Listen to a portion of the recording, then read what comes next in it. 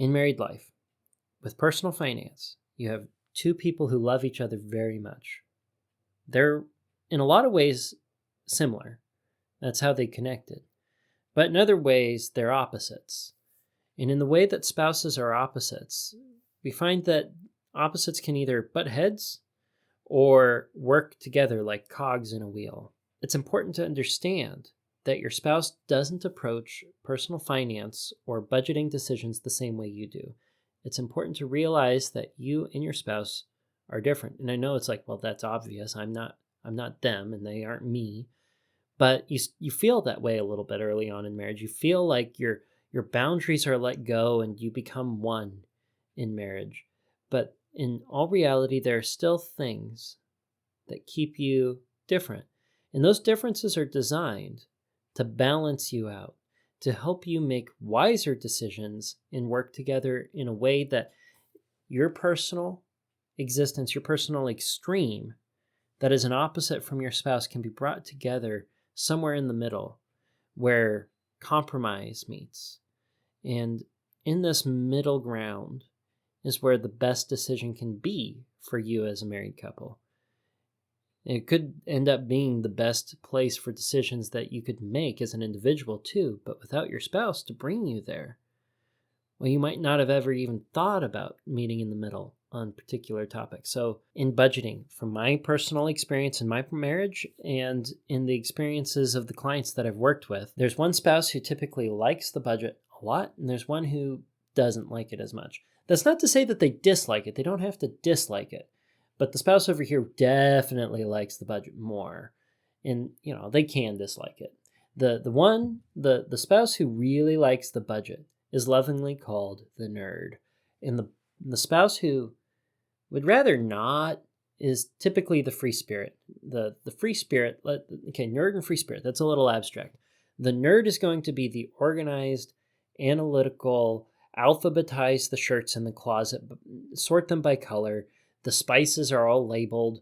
Everything is like neat and ordered. Spreadsheets are something that they will watch a 30-minute video about. On the other hand, the free spirit over here is someone who's going to be more likely to use the sniff test, more likely to go on a spontaneous adventure, more likely to engage with something on a whim, something that is outside of their comfort zone, something that gets them excited, a little bit of an adrenaline rush.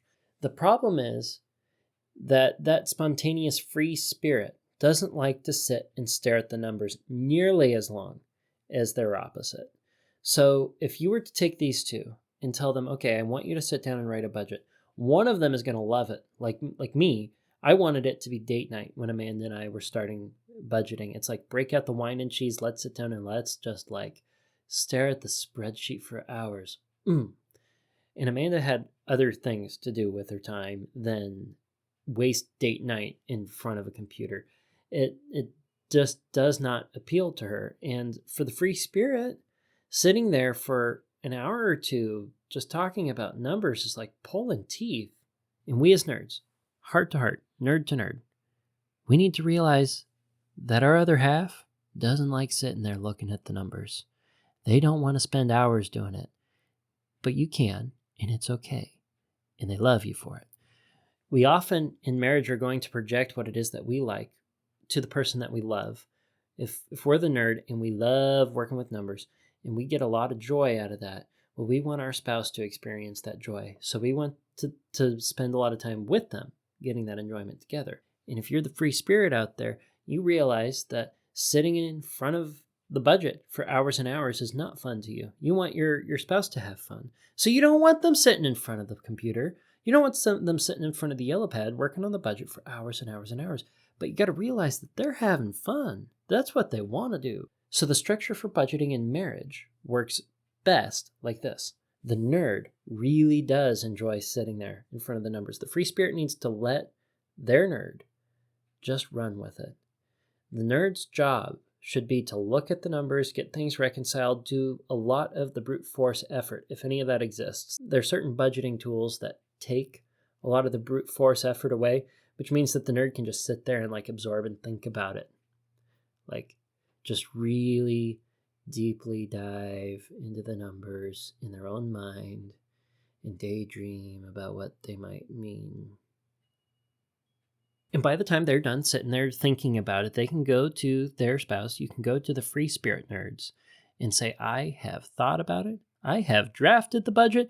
This thing is ready to review. Here's the problem. Your budget isn't perfect. Gosh darn it, you are only one half of the marriage.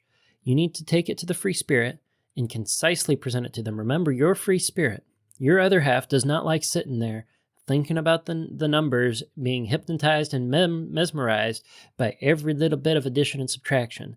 They want to know what it is that you've put together, if goals are on track, and if their wants, their desires, and their needs are reflected in the budget. You need to show them that. You need to do it in the way that is most concise. You need to be effective as a communicator. It's a great way to exercise your understanding of the budget. Einstein used to say, if you can't explain it simply, you don't understand it well enough. And that's going to be true with the budget.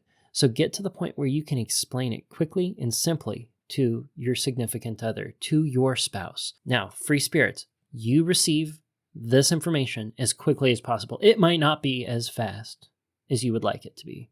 It might not be as efficient as you wish it could be. But know that your nerd is trying their best. They love you, and they've put a lot of effort into laying down this draft of a budget and trying to think about what's going to be best for you and them this month. They didn't do a perfect job. They're going to forget things that matter to you in your heart. Nerds, you need to accept that you forgot something that your spouse is going to remember or think about. In my case, it's oftentimes gifts for birthdays or traveling or events on the calendar that were on Amanda's calendar, but not my own. And no matter how hard I think about it, as I'm sitting there thinking of the numbers, I'm going to forget something. It doesn't matter if I'm looking at last month's draft and basing it off of it, and last year's and the year before that, I'm going to forget something. Free spirits, it's your job to bring it up, at least one thing that you want to change or that needs to be added to the budget. And when your nerd says, okay, we can do this, we can change the budget, we can work that in, well, that's when another decision needs to be made. If you move money into that category and the draft was zero-based, well, the money has to come from something else. And this is where the true beauty of the budget comes together with the budget meeting. You get to decide together what is the next most important priority other than what we're putting the money toward that needs to have money come out of it in order to fund this. It might be one thing, it might be multiple things. It might be the lowest priority on your list. But you need to ask yourself what it is that you can take money away from. Nerds, you have your savings goals.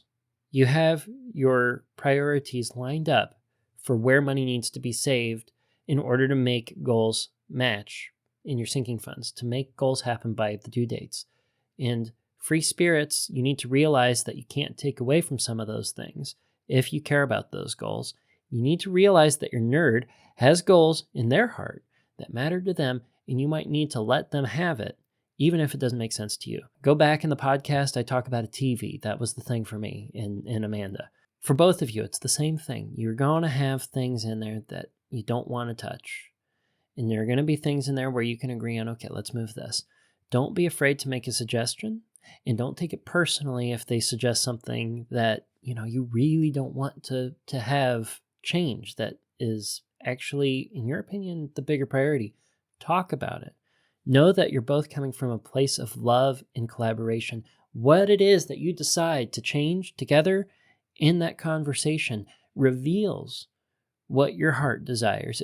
It reveals what matters to you on the budget, and it allows you to open your hearts up to each other.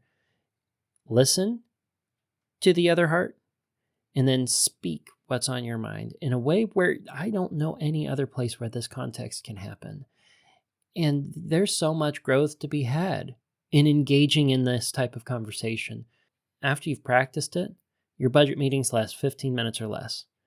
And there might be almost no talking by the time you all get into a rhythm of this, but your hearts have grown together so much more so than they otherwise could have.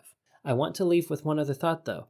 It's important that couples in marriage maintain a level of independence that allows them to not feel dependent on the other. I've mentioned it before. I'm reading the book, The Road Less Traveled. It's a psychology book that approaches psychological growth from a position of love. The author talks about how in marriage, having an unhealthy dependency between spouses, it could work one way or both ways, leads to a position where you remain together, you remain married, simply because you have to, not because you want to. It's kind of like the way that debt takes away your decision or your freedom of time, what you want to be doing with your future. It promises your future away.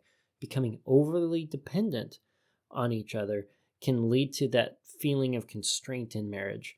And while, this isn't like globally perfect advice, I think there's a lot of wisdom in it, and I want you to hear it. If you zoned out while I was going on and on about numbers, focus back in here. Focus back in. There needs to be an understanding that your spouse can function perfectly without you when it comes to this money stuff. Free spirits, this is going to be hard because you don't want to. But you need to be able to express the fact that you can. It might be healthy every once in a while for you to lead the budget draft, but you don't have to do it every time. You need to not become overly dependent on your nerd to manage the finances. Nerds, it's important that you don't make this budgeting stuff so complicated that your spouse cannot understand it without you. You need to make it so that you both know what is in front of you. You need to both realize how things are set up so simply you could explain it to each other. If this is something that you found insightful or interesting, I talk about budgeting in marriage, managing money in marriage in depth. I have a workshop that is designed to be hosted at churches. It's available on the website. It is called Your Marriage, God's Word, and Money. If you want to see this workshop, if you want to be a part of it, talk to your local church. And if you don't have a local church, find a church in your area and tell them about it. Give them the link to the HopeFilled Financial website. Under there, you'll see workshops. And it's right now the only workshop. It's our first workshop that's listed on there. They can either have me come out and facilitate the workshop in person, or they can have it facilitated through web-based means. And it's something that can help not only your marriage, but every marriage in the community that gets to be exposed to this life-giving information, this life-giving workshop that makes genuine, real change happen for a greater good. When it comes to finances and marriage, this workshop is designed to help struggling marriages survive and good marriages thrive, and it is my wholehearted passion to see that happen everywhere that it's desired. Next week, we're going to take a break from the budgeting stuff. We're going to deviate because I saw an article that was published by The Hill. It talked about how 40% of millennials still are expressing a serious financial dependency on their parents. We talked today that having a dependence on another loved one is a way to basically hurt the relationship. So next week, we're going to be talking about boundaries between adult children and their parents, specifically the ones that are talked about in this article. And we're going to explore healthy financial boundaries that extend outside of your household. Until next week, budget bravely and enjoy your hope-filled financial future.